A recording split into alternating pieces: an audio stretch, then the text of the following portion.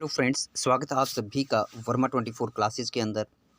और जैसा कि आप थंबनेल पर देख पा रहे हैं, आज हम सभी महाजनपदों के बारे में एक ट्रिक के माध्यम से जानकारी हासिल करेंगे और साथ में जानेंगे उनकी अवस्थिति, वो कहाँ पर स्थित हैं, उन सभी के बारे में भी हम जानेंगे।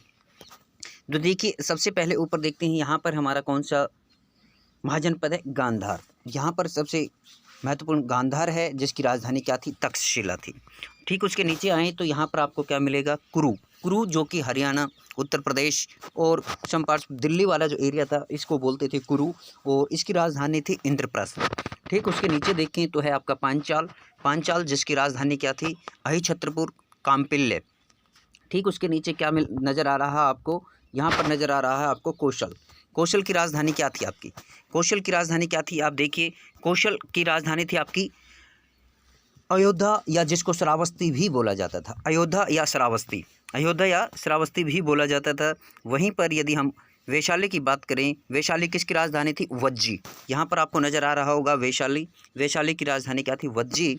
मगध जो कि उस समय का सबसे महत्वपूर्ण और सबसे शक्तिशाली साम्राज्य हुआ, महाजनपद हुआ। इसकी राजधानी शुरू में जब इसकी स्थापना होती है उस समय इसकी राजगृह थी, गृहब्रज, फिर राजगृह, और उसके बाद जब हर्यक वंश का शासक बनता है, रूलर आता है कौन, उदयनी, उसने इसको जो पाटलिपुत्र को बसाया और अपनी राजधानी को वहाँ पर अवस्थित किया। यहीं पर यदि हम बात करें, वत्स की राजधानी क्या थी, कौशाम्बी। वत्स क्या थी, कौशाम्बी। ठीक इसके नीचे आपको नज़र आ रहा होगा अनंग। कौन सा है, अंग। अंग की राजधानी क्या थी, अंग की राजधानी थी चंपा। इधर आपकी अवंती, अवंती की राजधानी क्या थी आपकी, अवंती की राजधानी थी उज्जैन, और एक और राजधानी थी इसकी महिष्मति। इसके ठीक नीचे दक्षिण के अंदर बात करें, यहाँ पर अपना था अश्मक, जो कि एकमात्र दक्षिण भारत का क्या था, महाजनपद था, जिसकी राजधानी पोटन या पाटली थी। अश्मक की राजधानी क्या थी, अश्मक की राजधानी पोटन या पाटली। ये कुछ महत्वपूर्ण महाजनपदों के बारे में हमने जाना। ये महत्वपूर्ण महाजनपद कहाँ थे आपके, अधिकांश आप देख पा रहे हैं यहाँ से लेकर के ये अधिकांश महाजनपद आपके इस एरिया में पाए जाते हैं। इसको ये उस समय बोला जाता था यूनाइटेड प्रोविंसेस। क्या बोला जाता था, यूनाइटेड प्रोविंसेस, या हम बोले संयुक्त प्रांत के नाम से भी इसको उस समय जाना जाता था। तो अब देखिए इनकी राजधानियों के बारे में सबसे पहले हम यहाँ पे जानेंगे कि इन महाजनपदों की जो जानकारी है, where from we get the information about this, इनके बारे में हमें जानकारी कहाँ से मिलती है। तो देखिए समय क्या था महाजनपद काल का, यदि बात करें हम उत्तर वैदिक काल, लेटर वैदिक जो पीरियड था उसके बाद का जो समय है, जो कि आपका लगभग 600 BC, 600 BC का जो समय था, यानी उस समय कौन कौन से दो धर्म हमारे विश्व के अंदर अस्तित्व में आए थे, कौन सा, एक बौद्ध धर्म और एक जैन धर्म। इन्हीं की दो पुस्तकें हैं। बौद्ध धर्म की बात करें तो अंगुत्तर निकाय के अंदर 16 महाजनपदों का हमें प्रथम साक्ष्य प्राप्त हुआ है। वहीं पर यदि हम जैन धर्म की पुस्तक भगवती सूत्र की बात करें तो वहाँ पर भी हमें 16 महाजनपदों के बारे में जानकारी प्राप्त होती है। अब बात यहाँ पर, क्वेश्चन यहाँ पे बनता है कि इन महाजनपदों में सबसे शक्तिशाली महाजनपद कौन था। तो इनमें सबसे शक्तिशाली महाजनपद के रूप में उभर करके आता है आपका मगध। मगध जो है सबसे महत्वपूर्ण शक्तिशाली क्या बना था, महाजनपद बना था। तो ये कुछ महत्वपूर्ण तथ्य थे। अब इनके बारे में हम जानकारी हासिल करते हैं क्या, कि मगध की राजधानी और इनके सभी के बारे में, क्योंकि इनसे राजधानियों से संबंधित क्वेश्चन कई बार पूछ लिया जाता है। तो देखिए मगध, मगध की राजधानी क्या थी, जब ये इसकी स्थापना होती है तो गृहब्रज, उसके बाद इसकी राजधानी बनी राजगृह, और बाद में जब उदयन शासक बनता है तब बनती है पाटलिपुत्र, क्योंकि उदयन ने पाटलिपुत्र को बसाया था। ये क्वेश्चन कई बार एग्जाम में पूछा जा चुका है कि पाटलिपुत्र किसने बसाया। जो पाटलिपुत्र वर्तमान में कहाँ है, बिहार की राजधानी पटना, उसको बोला जाता है पाटलिपुत्र। वज्जी, वज्जी की क्या थी, वैशाली थी। अंग, अंग की राजधानी थी आपकी चंपा। कौशल, अयोध्या या श्रावस्ती भी बोलते हैं इसको। वहीं पर यदि हम बात करें वत्स की राजधानी थी कौशाम्बी। वहीं पर काशी की बात करें तो काशी की थी आपकी वाराणसी।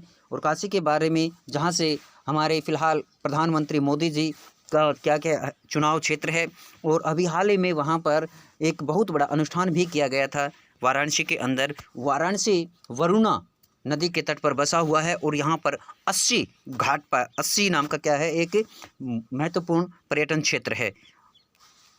वहीं पर बात करें अवंती की, तो अवंती की राजधानी, उत्तरी राजधानी क्या थी आपकी, दो राजधानियाँ थी। इसकी उत्तरी जो राजधानी थी यानी नॉर्दर्न जो कैपिटल थी वो उज्जैन थे, और वहीं साउदर्न की बात करें तो वो राजधानी थी आपकी महिष्मति।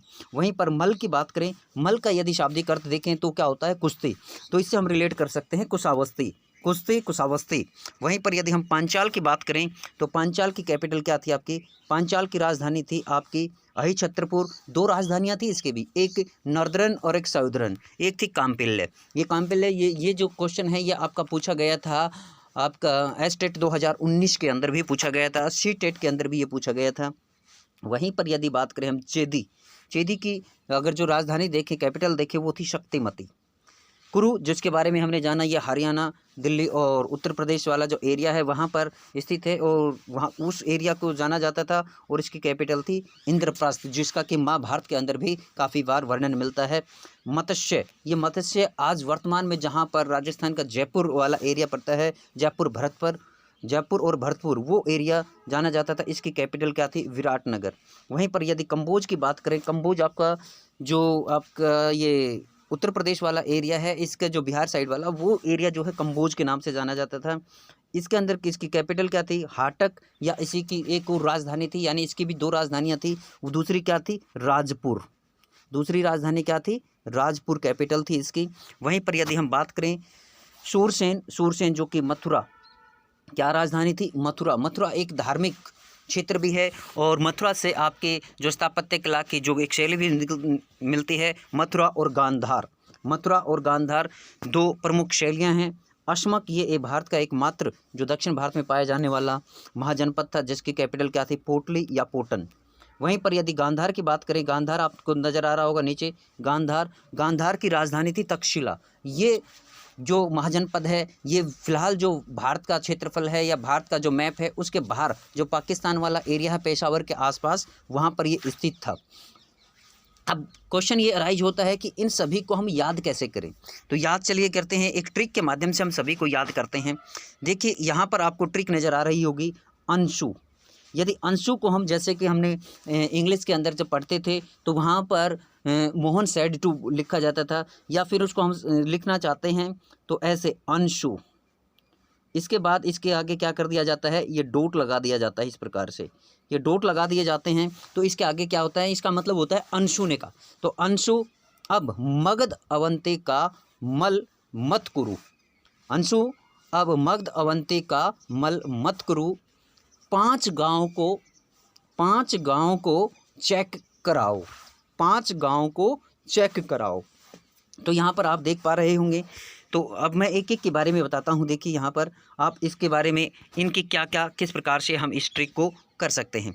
तो देखिए अंश से क्या बन गया आपका, इस अंश से बन गया आपका अंग, कौन सी बन गया, अंग बन गया। शू से क्या बन गया आपका, शू से बन गया आपका शूरसेन, क्या बन गया, शूरसेन बन गया। वहीं से ऐसे बात करें तो इस ऐसे बन गया आपका, इस ऐसे क्या बन जाएगा इसका, इस ऐसे बन जाएगा आपका अश्मक, क्या बन जाएगा आपका, अश्मक बन जाएगा। वैसे क्या बन जाएगा आपका, वैसे बन जाएगा वत्स, वैसे क्या बनेगा, वत्स बनेगा।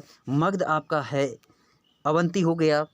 का से बन गया काशी, का से क्या बन गया आपका, काशी हो गया। मल आपका है, मत से बन जाएगा मत्स्य। क्रू भी है आपका, 5 से बन जाएगा आपका पांचाल, पांचाल क्या बन जाएगा, पांचाल। गान से बन जाएगा आपका गांधार, जो इसकी राजधानी क्या थी, तक्षशिला थी, गांधार। और इस वै से देखें, इस वै से बन जाएगा आपका वज्जी, क्या बन जाएगा आपका, वज्जी बन जाएगा। इस को से क्या बन जाएगा आपका, इस को से बन जाएगा कौशल, क्या बन जाएगा, कौशल बन जाएगा। और इस चे से क्या बन जाएगा, चे से बन जाएगा आपका चेदी, क्या बन जाएगा, चेदी। और इस कैसे क्या बन जाएगा, इस कैसे बन जाएगा आपका कंबोज, इस कैसे क्या बन जाएगा आपका, इस कैसे आपका बन जाएगा कंबोज, जिसकी राजधानी हाटक या राजपुर हुआ करती थी। तो इस प्रकार से ट्रिक के माध्यम से हम इन सभी को याद कर सकते हैं। तो दोस्तों आपको कैसी लगी ये हमारी ट्रिक, आप कमेंट बॉक्स में ज़रूर लिख करके बताना। और आपको ये ट्रिक अच्छी लगी, पसंद आई, तो आप वीडियो को लाइक करना, जो भी साथी चैनल पर नया है वो चैनल को सब्सक्राइब करना, ताकि समय समय पर हमारे द्वारा ये जो ट्रिक की वीडियोज़ आपको प्रोवाइड करवाए जाते हैं इनकी सूचना आपको समय पर मिल जाए और आप एक महत्वपूर्ण और एक अच्छी तैयारी के साथ आगे बढ़ सकें। ये हमारा एक ही मकसद है कि हर साथी के पास क्या मिलनी चाहिए, एक ट्रिकी वे में जानकारी उपलब्ध हो जाए ताकि वो अपने अच्छे से तैयारी कर सके। तो आज के लिए वीडियो में इतना ही। Thank you, have a nice day. एक बार फिर से हम आपसे अनुरोध करते हैं कि जो भी साथी वीडियो पे नया है और वीडियो आपको पसंद आती है तो अपने साथियों के साथ वीडियो को शेयर करें, और जो भी साथी चैनल पे नया है वो चैनल को सब्सक्राइब करें।